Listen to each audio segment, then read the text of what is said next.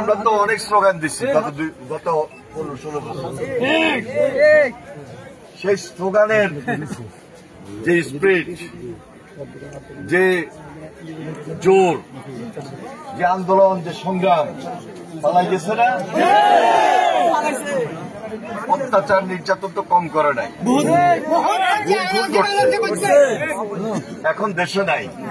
একটা রাজনৈতিক দল পালাবে কেন? পালাইছে এই কারণে জনগণের শত্রু ছিল বলেই পালাইছে। দেশের মানুষের শত্রু ছিল, রাজনৈতিক দলগুলোর শত্রু ছিল। তারা রাজনীতি করে নাই, লুটপাট করেছে, খুন খারাপই করেছে, অত্যাচার নির্যাতন করেছে। সবার বিরুদ্ধে মামলা আছে, আমরা মামলা শিকার।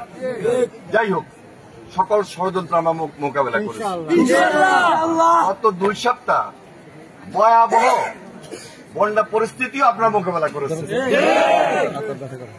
এটা হঠাৎ করে আসে না, এটা ঝড় বৃষ্টির পানি না, এটা ডলের পানি। এই ষড়যন্ত্র আমরা মোকাবেলা করবো। যদি মোকাবেলা করতে হয় তাহলে আমাদেরকে একটু ঐক্যবদ্ধ থাকতে হবে, নতুন করে আমাদের বাংলাদেশ গড়তে হবে। আমরা আমাদের নির্দেশে এখানে এসেছি, আমাদের ভারপ্রাপ্ত চেয়ারম্যান জনাব তারেক রহমানের নির্দেশে এখানে এসেছি যে জনগণের পাশে থাকতে হবে, বন্যার্ত মানুষের পাশে দাঁড়াইতে হবে। এটা আমাদের নৈতিক দায়িত্ব, দায়িত্বের মধ্যে পড়ে। তাহলে এই কাজগুলো করতে হবে কাকে? সবার আগে ছাত্র, যুবক, তরুণরা। যে তরুণ, যে ছাত্র জনতার আন্দোলনের মধ্য দিয়ে এই সরকার পালাইছে, এই সরকারের পতন হচ্ছে, তাদেরকে এখন আবার আরেকটা চ্যালেঞ্জ গ্রহণ করতে হবে। এই চ্যালেঞ্জটা হলো বন্যা দুর্গত মানুষের পাশে আমাদেরকে দাঁড়াইতে হবে।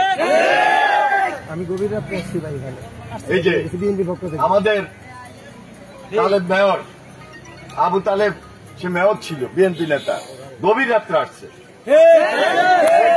পরিস্থিতি ছিল, আমি যখন আমাদের এই যে রফিকুল আলম ইসলাম মজনু, তার সঙ্গে ঢাকা থেকে কথা বলে আমাদের চেয়ারম্যান সাহেবের নির্দেশে, তার সামনে থেকে সে বলল যে আমাদেরকে উদ্ধার করেন, আমাদের